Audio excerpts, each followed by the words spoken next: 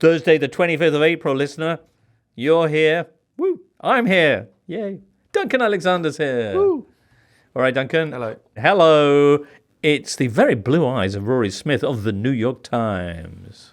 How are you doing? Pretty good, Rory. Also due to be with us, the empty chair belongs to Sasha Goryunov. He simply hasn't turned up, much like a certain team in red last night. Wow. Wow, Duncan. Yeah. That's cold. Sasha was at aforementioned game, and he's on his way back. I mean, literally as we speak. He should be with us any second now. Anyway, listener, hang on. I'll make some small talk while we wait. Duncan, how was your trip to Palermo? Very good. Well, the game wasn't very good. It was a low quality match. Who'd you say? It was Palermo. Parma. And Parma were top of the league. Yeah. And they presumably are good because they're top of the league, but they didn't really do anything. It was 0-0. Keep going. It wasn't a classic. But obviously, as you all know, the atmosphere and the sheer culture of Calcio was very good. Wow, that's fantastic. Did you bring back any shirts? Both my children got a shirt, which they were pleased about. So fantastic. Wild Wild West is the sponsor of Palermo. It's like a local barbecue restaurant. I'm not sure it's the biggest deal ever done in football commerce, but you know, very nice. I bet CFG got their real specialists on that one. Yeah. I bet they really brought the full weight of their global operation to bear. Rory, nice to see you on a Thursday. It's our third one in a row. Yes, it is. This is now a tradition, isn't it? And I think we're seeing each other next Thursday and the Thursday after. Actually, next Thursday, I can't be there. I'm off next week, listener. What? I'm off in Myrtle Beach, South Carolina. Yeah, you know what. Nice. Rory, we've not got you for long, have we? We've got me for...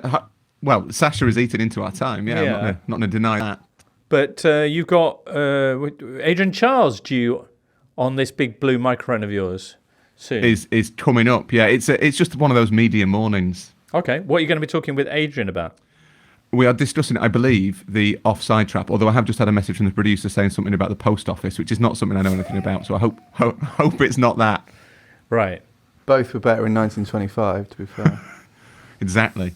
Nicely done, Duncan. You went with an early date, so no one would dare question you. Well, that was when they reformed the offside law. Oh, was it? Okay, Yeah. fair. Great memories. Post office terms? It's all Dunno. right. I don't care. I was just filling time Breaking because news. Sasha's here. All right, Sasha, get in here. I will get in there. Turn up on like Liverpool, apparently. Do you want me to sit here? All right. Sorry about that. Oh, no worries. Obstruction on the line outside Watford Junction. Yeah. Yes, that's right. Sasha Goryunov, how are you doing? I'm doing all right, James. Welcome back. I was doing better this time yesterday, but, you know, things come to pass. Yeah. Times change. Unbeaten records get broken. So here I am to talk about it. Yeah, indeed. Lot of big Everton chat on the way. A big midweek. Monday, of course, we saw the Milan derby. Inter winning their title by defeating their rivals at their gaff. Wednesday didn't go quite that way for Liverpool. They lose, essentially, their last remaining league hopes in the Merseyside equivalent. 2-0 the scoreline at Goodison Park. Yes, it was Everton's first win in that fixture since 2010 when Roy Hodgson was still Liverpool manager. Woof. Meantime, rivals Arsenal Tuesday had their biggest ever win over their neighbours Chelsea, 5-0, extending their lead at the top of the Premier League while we wait for Man City to play their midweek game, which is this evening as we record Thursday night against Brighton away. Also midweek, yet more fun and games at Old Trafford. Man United trailing bottom of the table Sheffield United twice before Bruno Fernandes and Rasmus Højlund saved the day. Palace continued their excellent form, beating Newcastle 2-0, and Wolves lost 1-0 at home to Bournemouth. We begin at Goodison. Gladys Street, a.k.a. Heartbreak Avenue, for the red side of Liverpool, as Everton run out 2-0 winners. Wild celebrations at full time. I would say some of the biggest celebrations we've seen all season, outside certainly of Arsenal fixtures. And you can understand it because it's been a rough old time for Everton. Who would begrudge them not only this long-awaited derby win, but also stuffing up your neighbours' grand plans at the same time? Can there be anything sweeter? Who wants to start? I'll speak on behalf of Evertonians, and I think it's understandable. I was there the last time Liverpool lost at Goodison Park in 2010. That was Graham under Roy Hodgson. And obviously the time that Everton have beaten Liverpool since there were no fans. So it's the first time they could celebrate with fans at Right. Gladys Street. And when Calvert-Lewin put them 2-0 up, an unsellable lead. And I thought yesterday Goodison Park was very noisy, very loud from the very start. I think the disallowed goal, if anything, I thought it might crush them a little bit, but no, they kept going. And I thought, on the way up, we were talking to the taxi driver about the 90s, the dogs of war, and how they used to get into Liverpool's face and Liverpool used to wilt. And that's what yesterday felt like. And Dogs of war. Dogs of war. Did I say dogs of war? Yeah. Yeah. No, I'm just enjoying it. Yeah, it was but it was very much. They got into Liverpool's faces, and Liverpool couldn't stand up to them. They wanted it more, Sasha? I think on yesterday's performance, yeah. How? Why would they want this more? Because this means more to Everton, this Goodison derby, and also I think with what we've seen with Liverpool this month, certainly in terms of energy, in terms of starting games, I think this season, this hasn't been the forte, and I think in this situation, even though they did manage to rouse themselves at 1-0, what we often saw in April, that crucial second goal or a second goal, a goal in the second half really knocks Liverpool out, and they just cannot raise themselves again.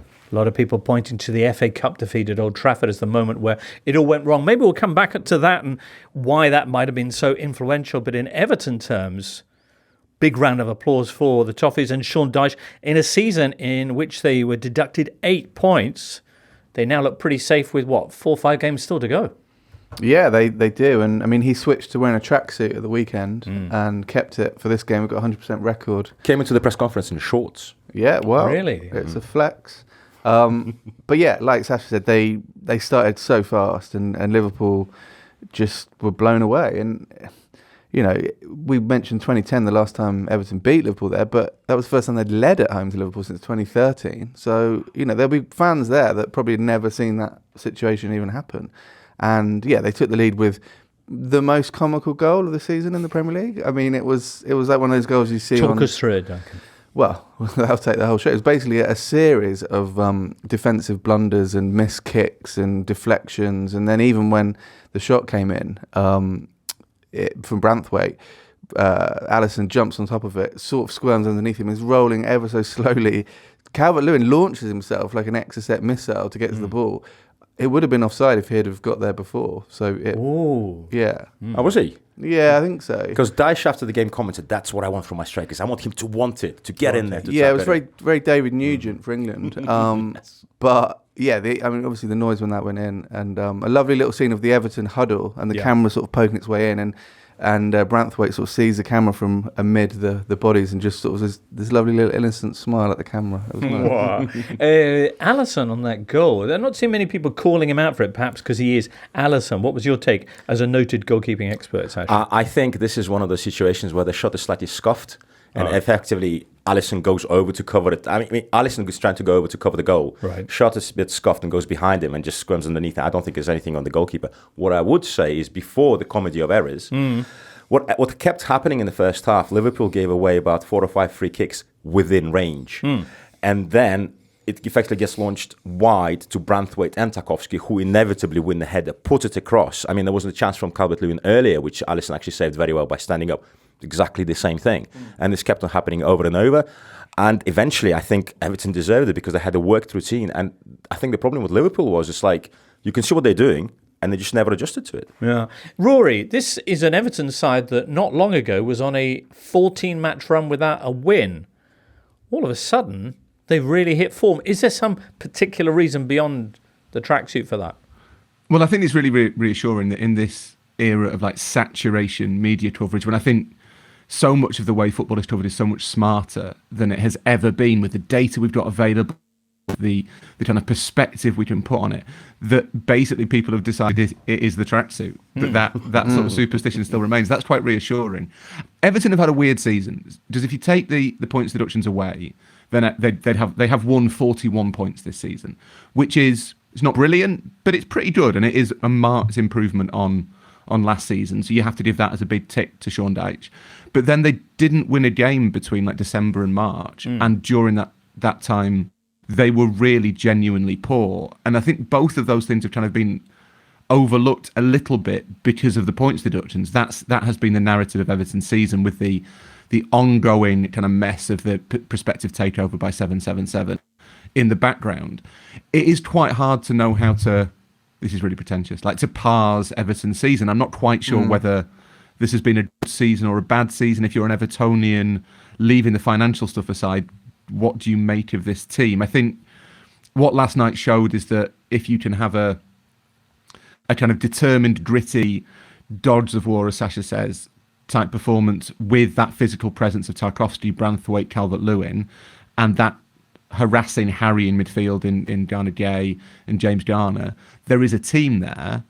But whether that's what Everton want to be long term, I can't answer. I think that this season has been about staying up, but quite how they build on it, I'm not entirely sure.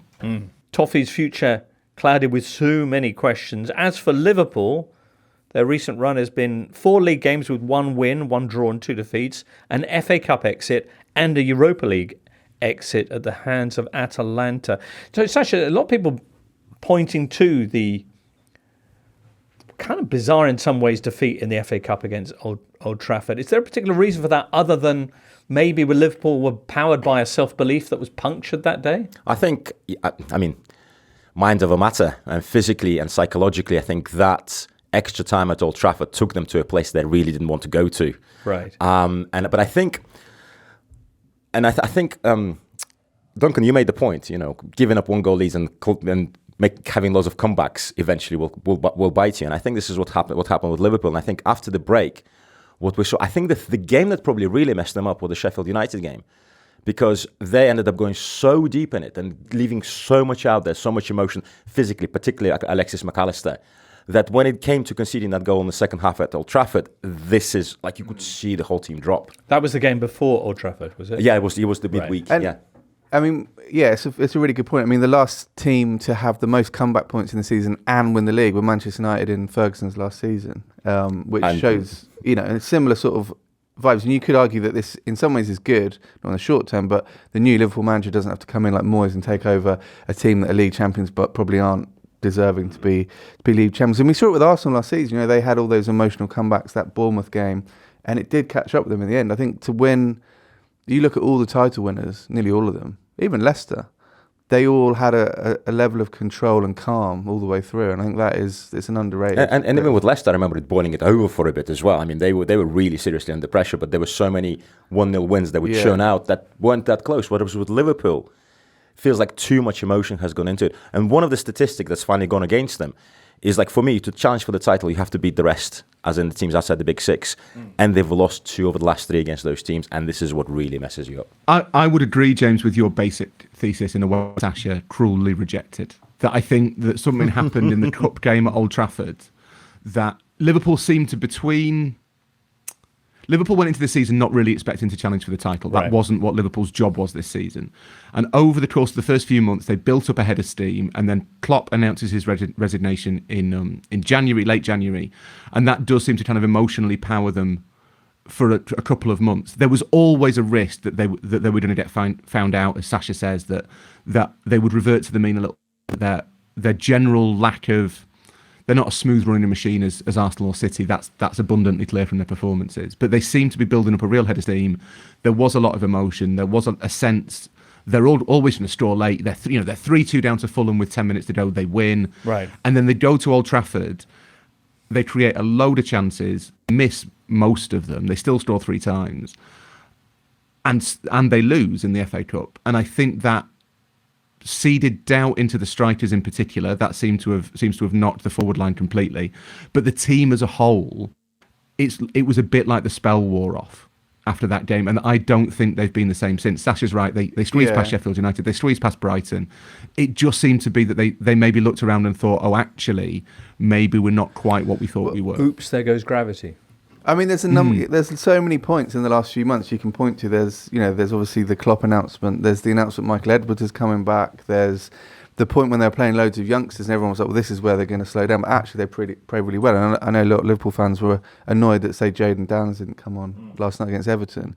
And obviously, Salah coming back from AFCON has not been the same. Nunes was all right, I think, before Christmas, but has really just reverted to, and it was quite pointed how critical Jamie Carragher was on Sky after the game about him, which I've not heard before. So, it's all correlation versus causation, etc. But as Rory says, it couldn't have just carried on, and there were going to be points where it questioned them, and they haven't got the answers. But one thing I would add on Nunez as well, he had a great chance yesterday to equalise, and this happens week after week after week, and I think that also knocks the rest of the team.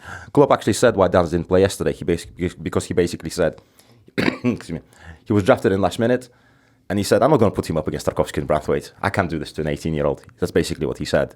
So I cannot just throw him into the derby like that. Okay. But I think the whole thing with Nunez yesterday, so they had the missed chance. And there was one on the turn that he didn't take just before half-time. And later I was watching the highlights of Sheffield United against Manchester United, and there was one where Brereton Diaz just runs in picking up the ball. And I was like, so Brereton Diaz is now better than Nunez at like basic attacking play. And I think that fall-off was important. And another thing that I think hit them yesterday, which was so different on Sunday, no Jota.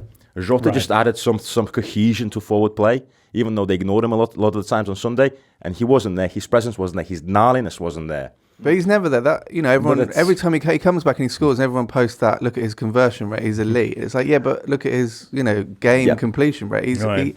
He always gets injured, so you can't rely on him.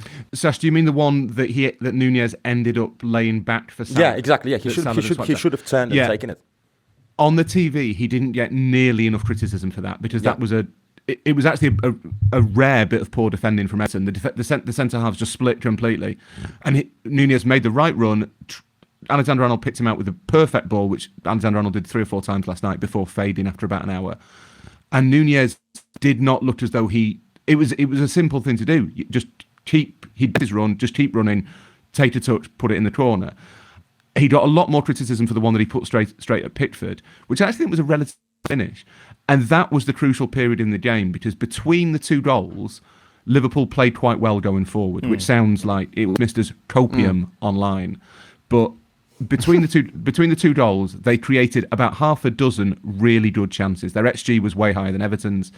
They can have a soft centre. They can give teams a lead. This is what they've been doing most of the season. They can have unreliable finishers. What's changed is that the volume of chances used to get them through.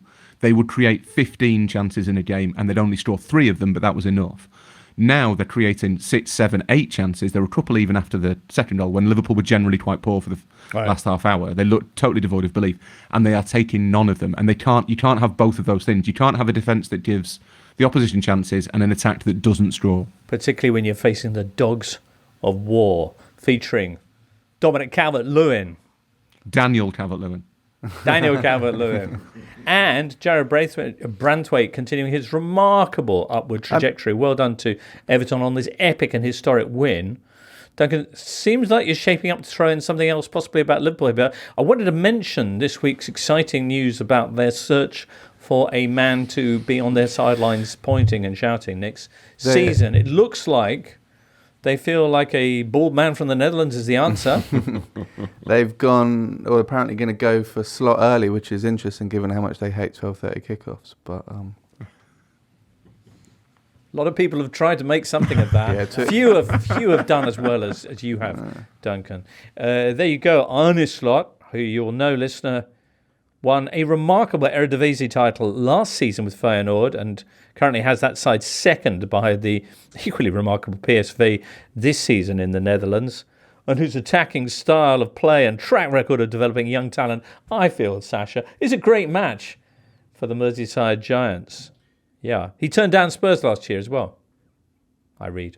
Anyway, who's the proper journo in the room? Where are we on that? Is that going to happen? It seems to be, gathering momentum. That he ticks the box. You can see why they've gone for him, given what he's achieved on a relative budget at Feyenoord. Feyenoord's a massive club. It's actually quite a similar club to Liverpool in a lot of ways.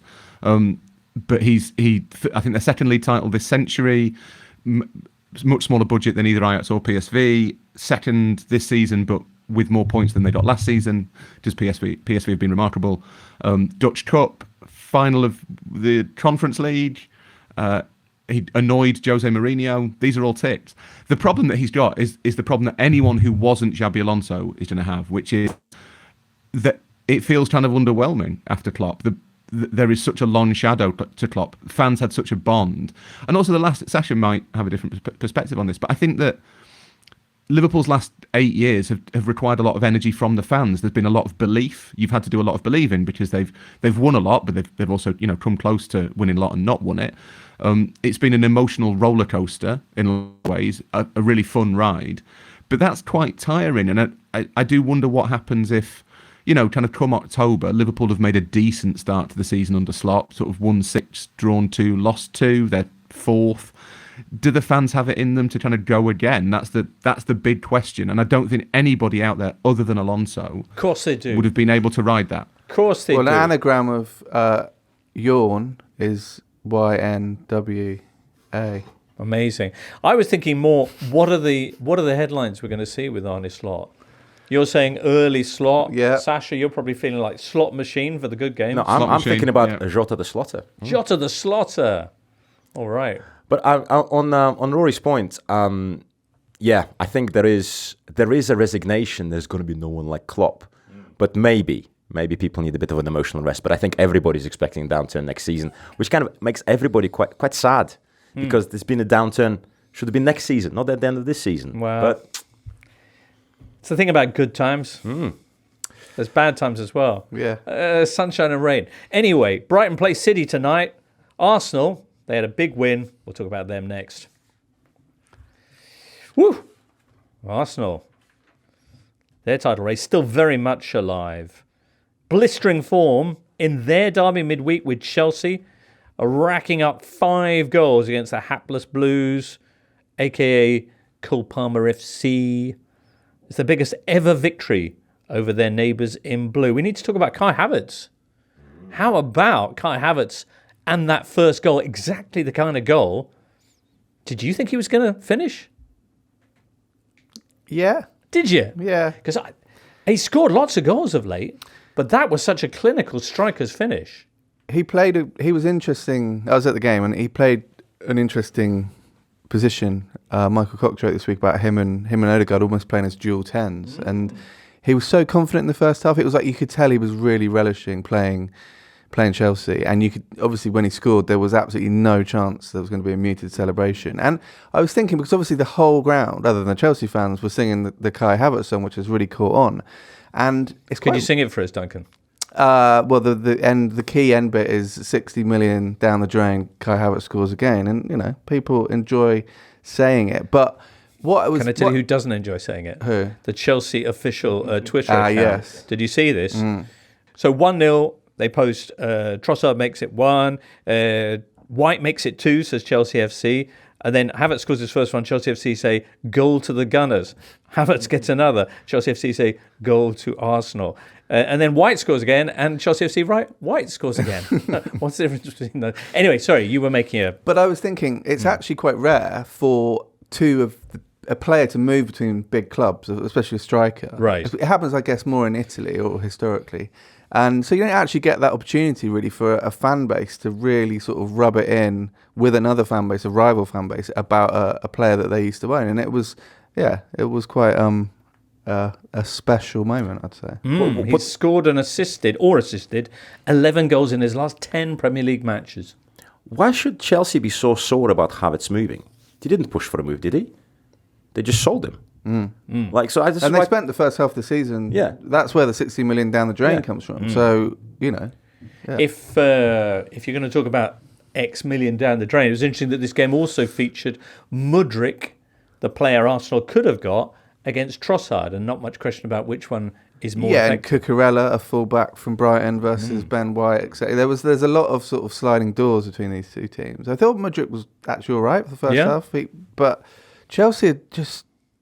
They had a spell after Arsenal won the up for about 15 minutes where they looked really good. They had created some good chances, but there's no accountability. They give the ball away so much in defence, and there's no sort of like complaints from senior players or anything. Everyone just sort of shrugs and But what I enjoyed about Arsenal in this game, relentlessness, because in the build-up to the second goal, before the corner, they win the ball, they put them in. I think Havertz has the chance saved, and then on the commentary, I thought they said White got lucky.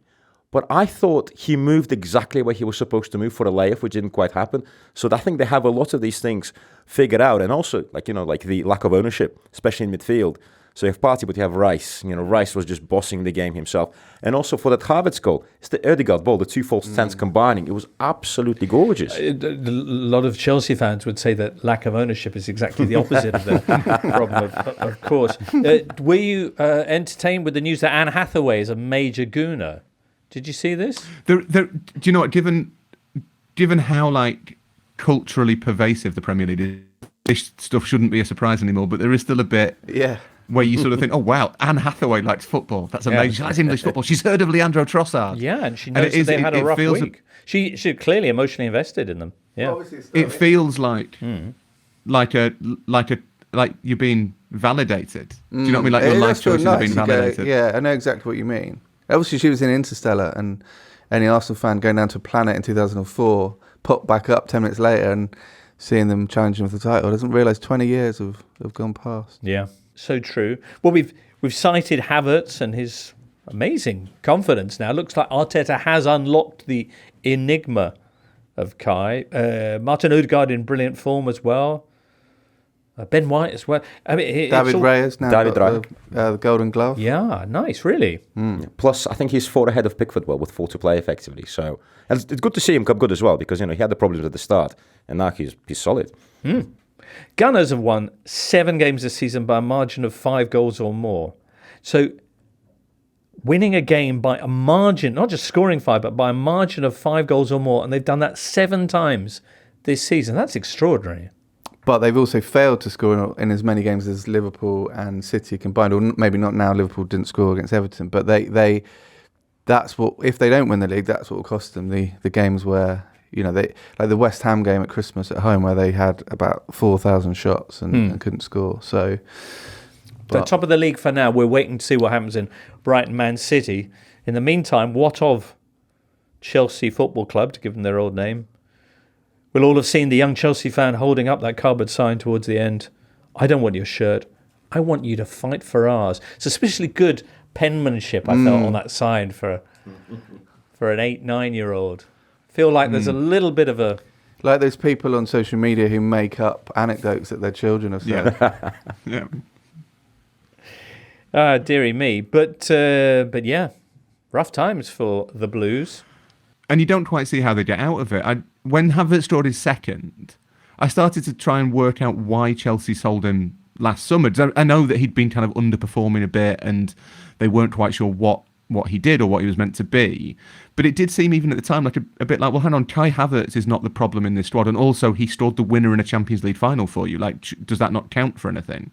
And I think they basically sold him because they wanted to get some money and so they could spend it on other players. Yeah. Most of whom have failed completely. And James, I don't know if you were in the TNT green room when we were playing this game last week, but if you go through that Chelsea squad and try and work out where each of the players is likely to be in the next 3 years, very few of them are at Chelsea. And also even fewer of them are plucked by other teams in the Big Six or by Real or Barcelona or Bayern or whatever. Yeah. There's not many players there that you look at and think, okay, that is who you build your team around. Obviously, there's Cole Palmer. Yeah. You the case for Malo Gusto. And Caicedo and Fernandes, you feel there's a player in there. But both of them, if they were to, if Enzo Fernandez was to go for a cut price deal to Atletico Madrid this summer, you wouldn't be shocked. You wouldn't, would you? And I was in the corner just saying Vitesse Arnhem to every name, but how events have proved me wrong. I mean, it's a very good point from Rory, but the flip side of that is they've all got 8-year contracts. So it's like the club that employed Winston Bogart. I was thinking that have doubled down. Well, they've doubled the length of the contract, probably 5 to 10 times the wages. Wow.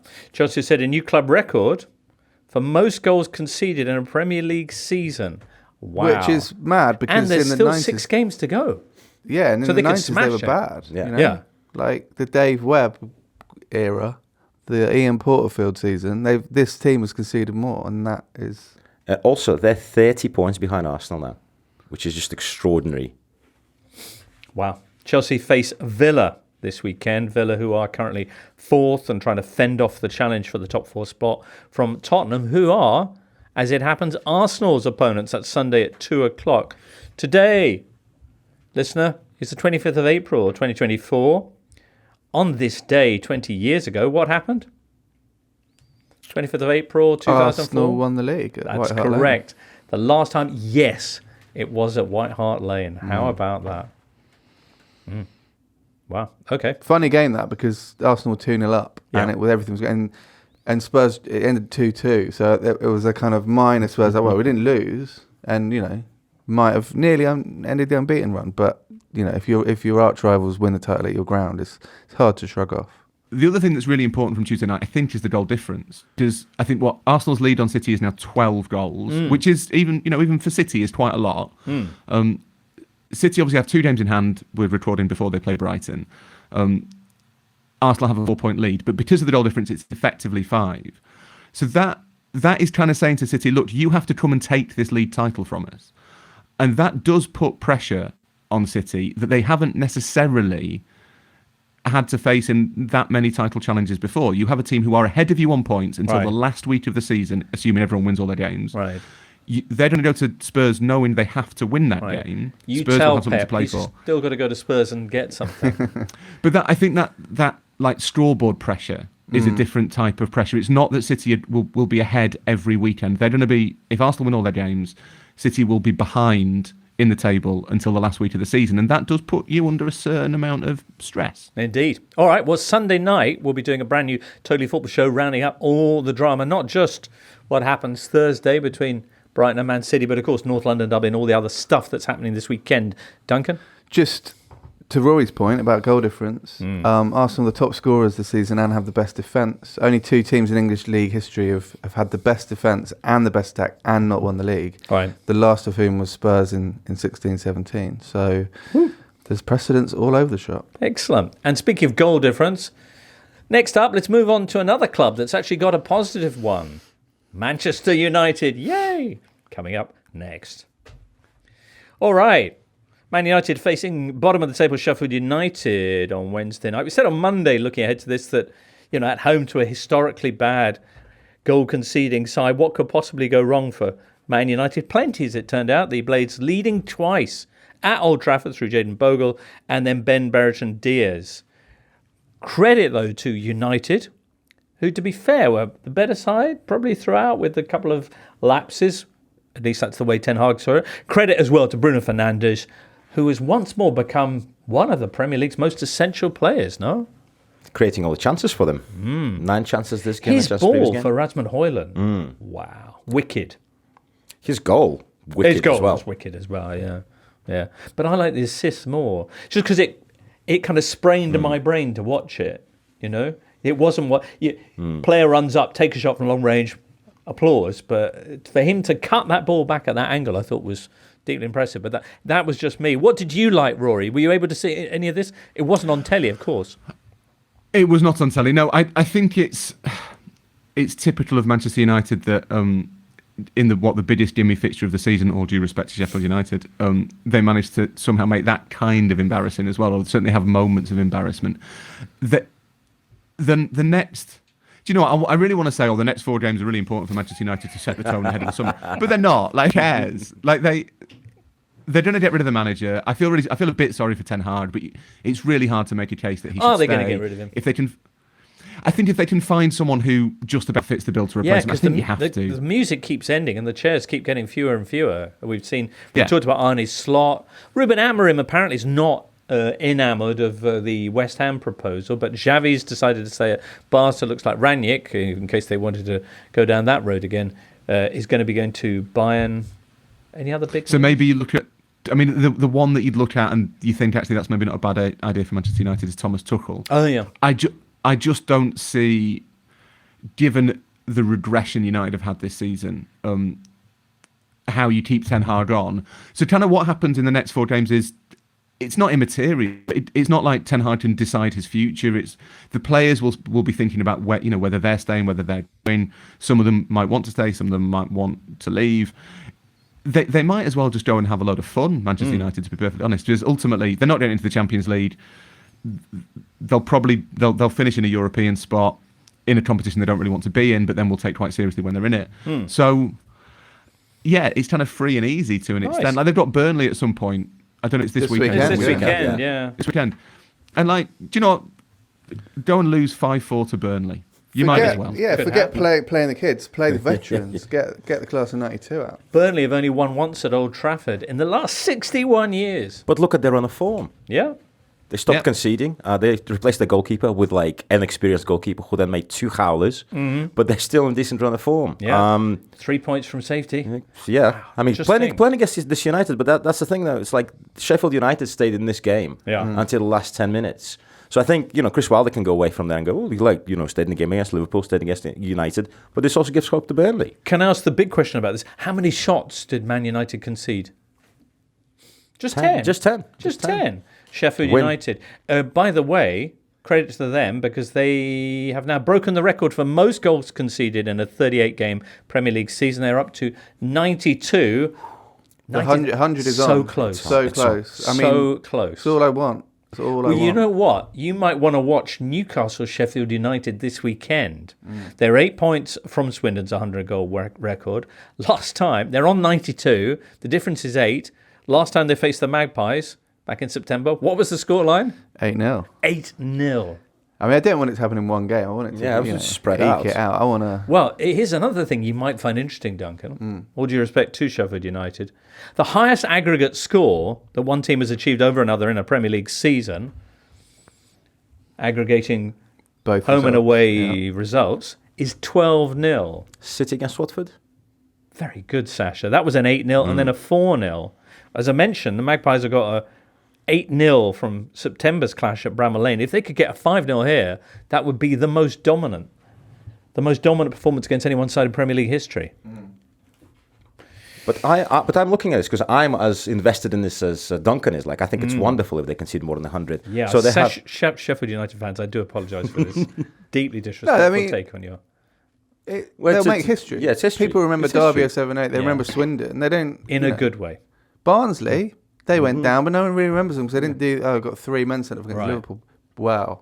But yeah, I think if you're going to go down with some sort of Flames. epochal Yeah. Blades of glory, destruction, as yeah. it were. So they have Newcastle left, Forest, Everton, and Spurs. I think they can do it. Okay. Newcastle, who we are pimping up for this clash this weekend, managed to score absolutely no goals this midweek when they visited Crystal Palace, who were in excellent form. 3 wins in a row now for the Eagles.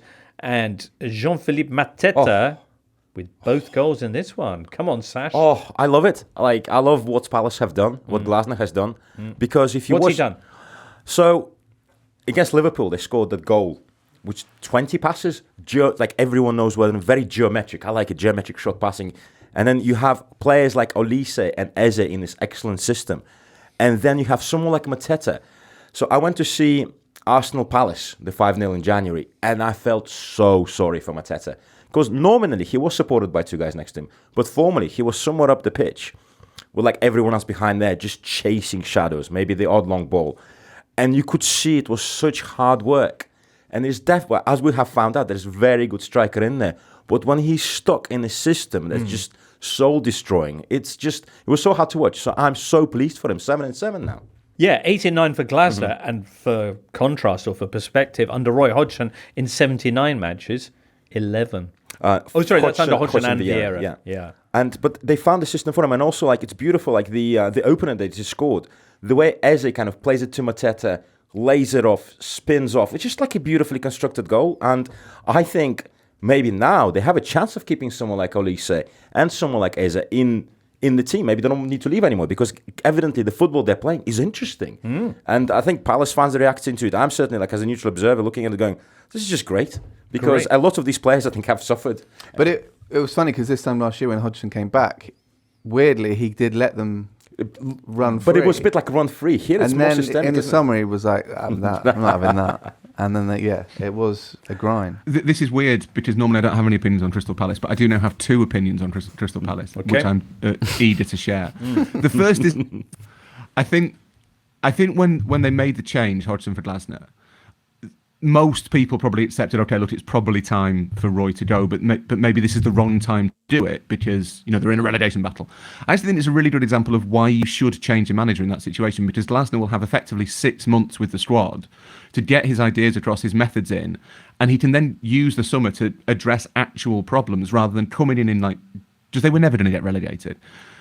coming in June and then suddenly you're straight in the thick of pre-season, trying to kind of fix the plane while you're flying it.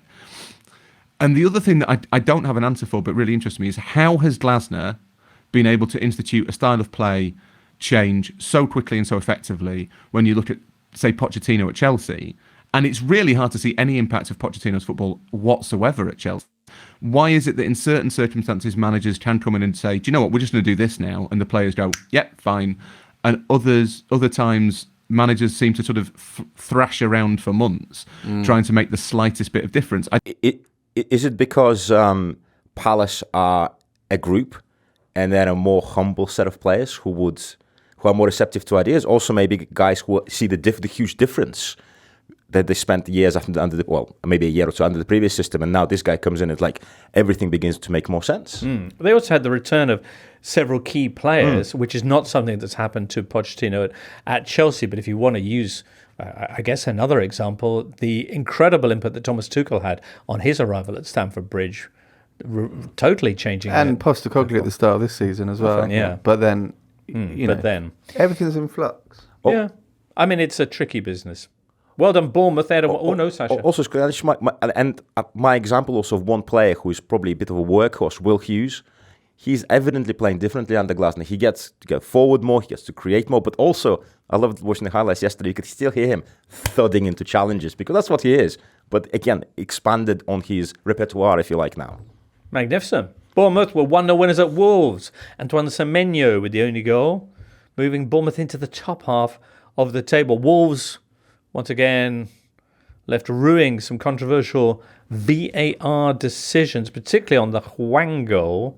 The season where Bournemouth didn't win a game for any of their first 9 matches. And now in the top half of the table. And then on the top half of the table, I think only the top 3 have taken more points than them since, or the top 4 since. I think only the top 4 have taken more points than them since November.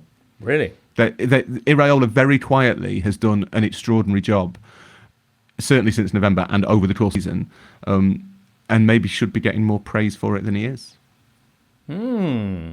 On that note, we'll take a short break and then come back, touch on one or two of the other things happening at the weekend, and of course, breaking out some top football questions as we welcome round 1 of the Intertotally Cup. Sasha, did you forget that this was happening today? I remembered, and I came into the studio and I forgot, and now I remembered again. I was like, I like to have like 10 hours sleep before a round. This was not the case today. Woof. All right.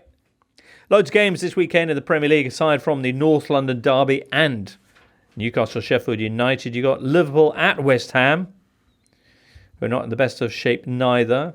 City, after their trip to Brighton on Thursday night, will be visiting Nottingham Forest. Interestingly, City have lost both of their previous matches in the Midlands this season. Defeats at both Villa and Wolves. So, yeah. Also this weekend, Women's Champions League semi-finals, the second leg. The first legs saw a real turn-up, Rory. And this is something you've written about in the New York Times, excitingly, when Chelsea went to Barcelona and beat them there.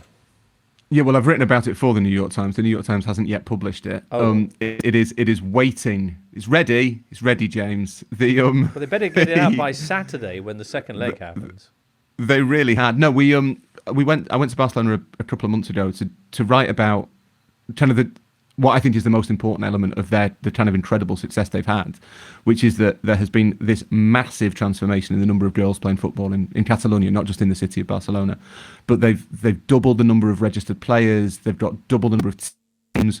You've seen clubs who sort of 3 or 4 years ago, local neighbourhood teams, 3 or 4 years ago had like one girls team with 9 players, have now got a full suite of senior team, second team, all these weird categories that Spanish football has. They've had to kind of completely transform the infrastructure of women's football, and a lot of it I think is because they are that is the centre of global women's football now. Barcelona is this star factory, and I think there is probably a virtuous circle element to what they're doing. So it should, sort of the way they've built it, it should kind of feed itself for quite a long time to come. So for Chelsea to go there and beat them at home for the first time in 5 years, this team that hadn't lost for I think about a year in any competition anywhere, but hadn't been beaten in Barcelona for 5 years, is extraordinary. But I thought the tone that everyone took after the game was instructive. I think Erin Cuthbert said Barcelona are going to come for us. Emma Hayes was very keen to stress that it's only half time.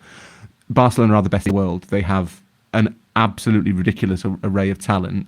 Chelsea have got a couple of their key players injured. It's not over, but Emma Hayes 9 away from a Champions League final, from the perfect send-off. There's a lot of reason to believe that Stamford Bridge will be full and also quite hectic on Saturday. Amazing. The other semi-final, Lyon PSG. How's that one stand? It's an all-French affair, James. Lyon beat PSG 3-2 with 3 goals in the last 10 minutes, which was quite dramatic as well. So that is obviously a derby. It's the two great superpowers of French women's football. That will be closely fought as well. But I think the winner of the competition probably comes from the other side. All right, we shall see. Many thanks for that. Look forward to reading your piece on Cattle. Just keep refreshing the website. Certainly will. Next up, though, Inter Totally time. It's the oldest continuously running quiz show in this podcast, the Inter Totally Cup. Treasure it, listener. We like to stick around with the format, of course, because that's what big cup competitions do. Might bring in replays next season for every stage. Whoa. Whether rounds are tied or not, just have a replay. Maybe a third place player for every game. Yeah, that'd be nice. Anyway, this year, what we've gone with is a Super League type structure. We've called up statistically the 8 best players in Inter Totally Cup history. Wow. Kind of a Godzilla v King Kong style. Skip the foreplay, get straight into the sweaty stuff. Yeah. Match 1 for you today. Let's meet the contestants. Tom Williams, welcome to the Inter Totally Cup. Hello, James. Hello. What a delighted week. Yeah, big day for you. You've been on Sky Sports News already this morning. Was that about this round 1 quiz? Were they asking for any preview? They were, yeah. They landed the big Inter Totally Cup preview, and I shamelessly used the opportunity to crowbar in a plug for my book that comes out today that producer Ben generously trashed in his intro. Va-va-voom, the modern history of French football, available wherever you get your books. As of today. Wow. Think you know French football? Think again. Magnificent. We'll be hearing if you know your football in general, Tom, very, very shortly. But first... I would like to go Pep on this, though, because I was in Liverpool last night, had 5 hours sleep. I think I need a bit more help from the organisers here to help me compete. Sometimes, and we've seen this recently in football, managers will cite the absence they will cite too much rest as a contributing factor for the teams losing their edge. And you've just warmed up with a whole hour of Totally Football Show. You should or be... just burnt out. Well, I guess we'll find see. out. What's your best ever finish? I was a semi-finalist once, but then Julien Laurent demanded the 3rd place playoff, so I finished 4th. Okay. Tom, you're a finalist in 2023. You came so close, Tom. Could this be the year you make it to the top of the podium? We'll find out. Sasha Goryunov against Tom Williams. Here we go. Tom, you get the first question as the higher ranked player today. Question 1, Tom. Blackpool has spent just 1 season in the Premier League thus far. Who was their top scorer in the Premier League that season? Is it DJ Campbell? Oh, he's on the board. Boom. All right, coming to you, Sasha. How will you respond as I ask you? Barnsley has spent just 1 season in the Premier League thus far. Who was their top scorer in the Premier League that season? Neil Redfern. Whoa, an emphatic response. And they're level at 1-1. I got it right. Question 2 for you, Sasha. Which of these Dutch players did not win the Premier League Golden Boot? Was it Dennis Bergkamp? Was it Jimmy Floyd Hasselbank? Or was it Ruud van Nistelrooy? Dennis. Is correct. Tom, your question 2. Which of these Liverpool players did not win the Premier League Golden Boot? Was it Robbie Fowler? Was it Michael Owen? Or was it Luis Suarez?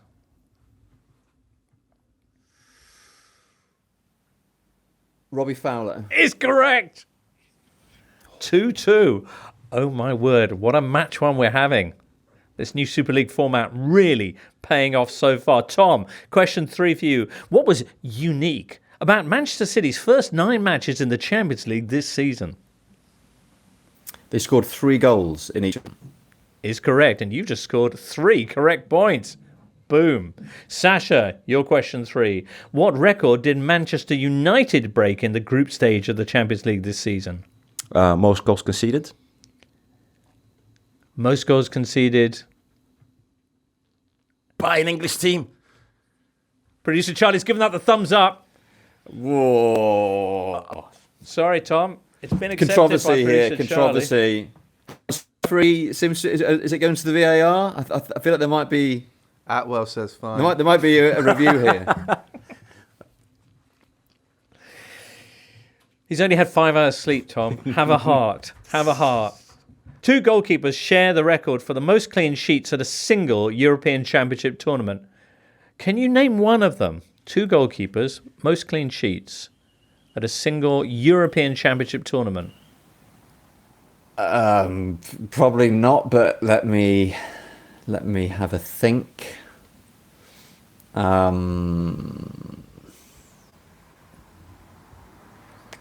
You've got... It's going to be post-expansion because that makes more matches. Mm-hmm. Iker Casillas? Tom, that's correct. Do you know who the other one was, Sasha? Rui Patricio? No, it was Jordan Pickford. Yeah. That was Pickford. Okay. Both of them notching up 5 clean sheets.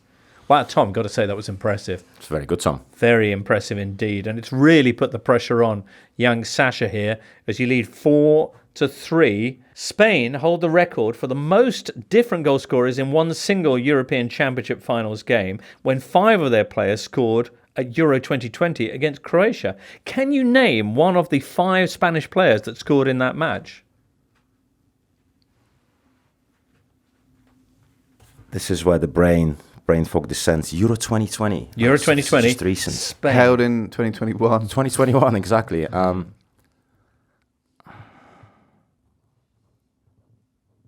The only player I can think of for some reason is Jordi Alba. But did he even play that game? Oh, God. Gonna have to press you for an answer. Jordi Alba. Is incorrect, Sash. Who scored? I can't have no recollection of this game. The 5 Spanish goal scorers, almost half, well, indeed, half their outfield players you could have gone for. Paulo Sarabia, Cesar Azpilicueta, Aspi. Ferran Torres, Alvaro Morata, a bit of a statistical quirk there, and Mikel Oyarzabal. Yeah, I should have got one of them. All right. All right, so, wow, crikey. So, with the score now 4-3 and 1 question to go, Sash will come to you first. This to force a tiebreaker potentially. Sasha, who scored a brace in the final for Inter the last time they won the Champions League back in 2010?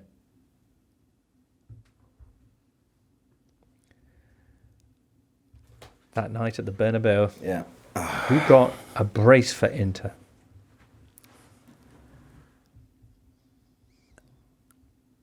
Higuain. Diego Milito. It was Milito, yeah. Fine. Diego Milito. I've seen one of his final games of his career as well, but I think, oh my God, I should have done it. Anyway, Principe. yeah. And that means, Sash, you cannot now beat Tom Williams. But, Tom, you can make it a perfect score. Who scored a brace for Borussia Dortmund in the final the last time they won the Champions League in 1997? Can I name the player who scored the other goal? I mean, I'm presuming not, given that that's not the question. Sort of brace for Dortmund. I mean, I can see the game. Obviously, Lars Ricken got the third. Was it Stefan Chapuisat for some reason has come to mind? Is that your answer, Steph Chapuisat? Can I?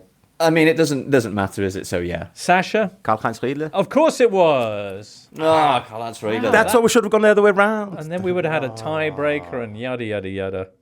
But Sash. as it stands, Sash, you competed valiantly, slung into the red-hot furnace of quizzing almost at the last moment. You held your end up well. But Tom, you held yours a little bit better, a little bit higher. Don't like how this is going. But anyway, you're through to the second round where you're going to be facing, how about this?